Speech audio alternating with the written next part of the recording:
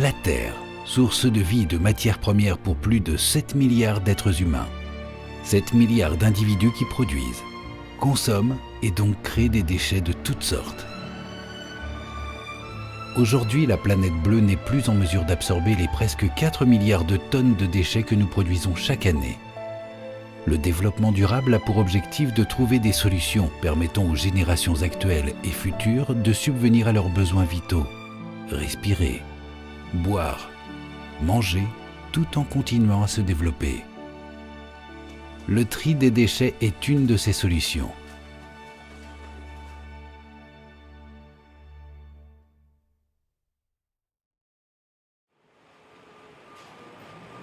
Depuis 2005, après un investissement de 3,2 millions d'euros, le Système des Pyrénées s'est doté d'un centre de tri moderne, lui permettant de trier les déchets recyclables de plus de 450 communes de la Haute-Garonne, ainsi que des communes de l'Ariège et des Hautes-Pyrénées.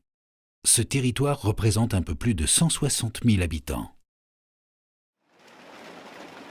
Mais que deviennent les déchets que nous trions? Quelle est leur seconde vie? Situées près de chez nous, des colonnes de tri sélectif nous permettent de déposer les bouteilles en plastique, en verre, les briques alimentaires ou encore le papier et le carton pour qu'ils soient recyclés.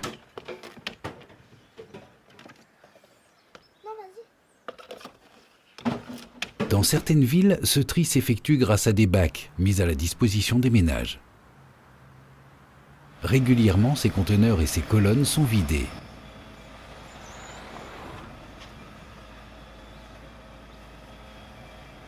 Et leur contenu prend la direction du centre de tri de Villeneuve-de-Rivière, près de Saint-Gaudens.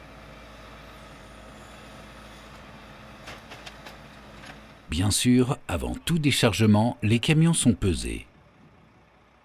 Ainsi, chaque collectivité connaîtra la quantité de déchets triés annuellement. Ce tonnage sert de référence aux organismes tels que Éco-Emballage, pour reverser aux collectivités une partie des taxes perçues lors de la vente d'un produit, les fameuses écotaxes.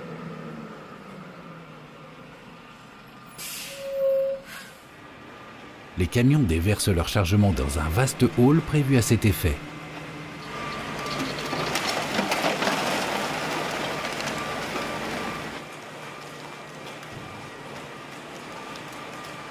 Chaque mois, un échantillon est prélevé lors du déchargement et ce, afin d'effectuer une caractérisation. Ce contrôle permet de connaître la qualité et l'efficacité du tri réalisé par les habitants d'une communauté de communes. Il est primordial de bien trier et de mettre les bons déchets dans les bonnes colonnes, car les erreurs de tri sont financièrement sanctionnées et cela se répercute sur le prix de la taxe des ordures ménagères. Mais revenons aux déchets déposés et stockés dans le centre. Ils sont pris en charge par les employés du centre de tri. La première étape consiste à les déposer sur un fond mouvant, sorte de plateau qui va progressivement faire tomber les déchets sur un premier tapis roulant. Le but étant de séparer les déchets et de les amener progressivement vers une première cabine de tri.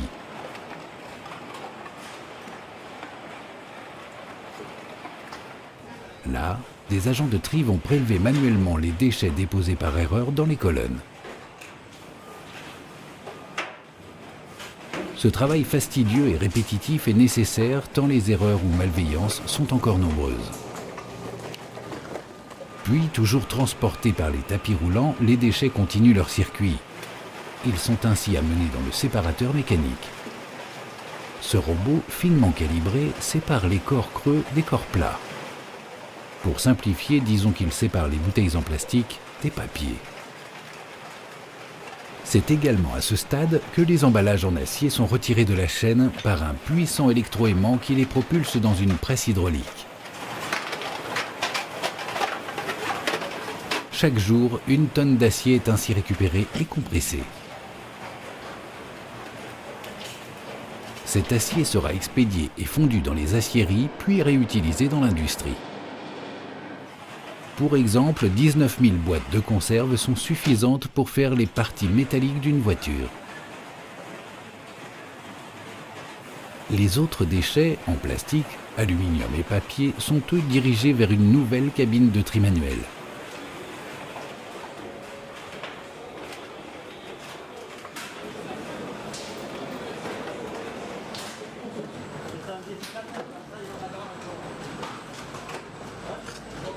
À cet ultime stade du tri, les canettes en aluminium, les bouteilles en polyéthylène haute densité, les PET clairs, les PET foncés sont envoyés vers leur alvéole de stockage avant une dernière étape.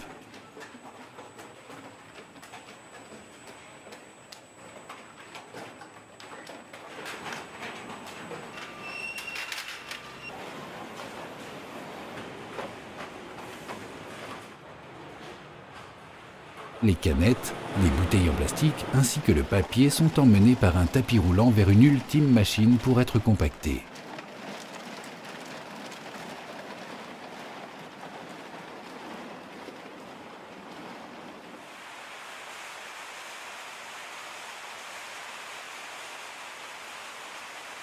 Cette presse automatisée produit des balles de divers matériaux, cerclées par des câbles d'acier. En bout de chaîne, elles sont récupérées et stockées.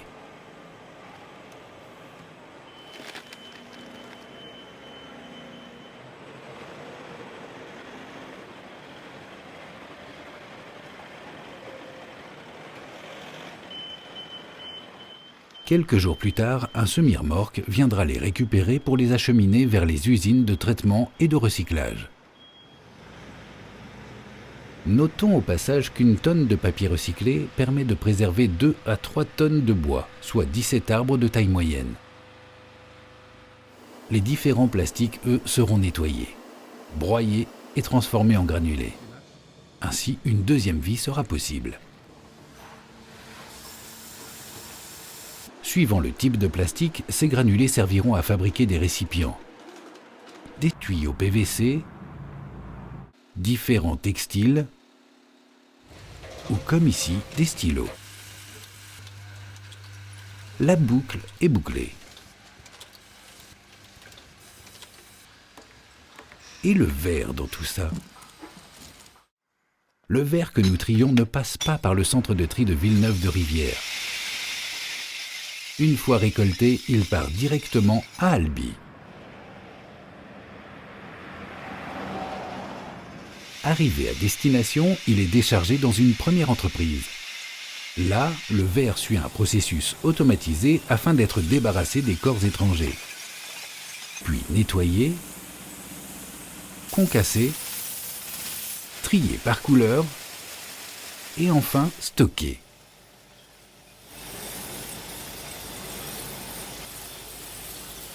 On appelle cette matière première le calcin. Notre verre est prêt à être fondu, à la verrerie d'Albi, toute proche. Pour ce faire, le calcin est chauffé à 1500 degrés dans un énorme four, puis amené par des canaux jusqu'aux machines de formage. Découpée en gouttes, la pâte tombe dans des moules ébaucheurs. Une première forme est donnée par soufflage, puis la bouteille prend sa forme définitive dans un moule finisseur. Une ultime cuisson donnera au verre sa résistance, puis un traitement anti-rayures sera appliqué. Après divers contrôles, les bouteilles seront mises en palette et prêtes pour l'expédition. Ainsi, 1 million de bouteilles sont produites chaque jour et leur matière première est issue à plus de 65% de verre recyclé. Trier nos déchets est primordial pour notre environnement et pour les générations futures. Chaque année, les agents du centre de tri de Villeneuve-de-Rivière traitent près de 7000 tonnes de déchets recyclables. 7000 tonnes d'acier, aluminium, carton, papier et divers plastiques promis à une deuxième vie. Autant de matériaux permettant d'économiser la matière première que nous offre la Terre. Mais nous pouvons faire encore mieux, car trop de verre, plastique et papier finissent encore dans nos déchets ménagers. Ils sont hélas définitivement perdus pour le recyclage, car stockés au centre d'enfouissement du Piourc, près de Saint-Gaudens. Afin de nous sensibiliser et de nous informer, le centre de tri accueille régulièrement des groupes de scolaires et d'adultes. Des visites sont organisées pour qu'ensemble nous puissions être plus efficaces pour préserver notre planète. Car aujourd'hui, ces gestes éco-citoyens sont devenus une nécessité vitale.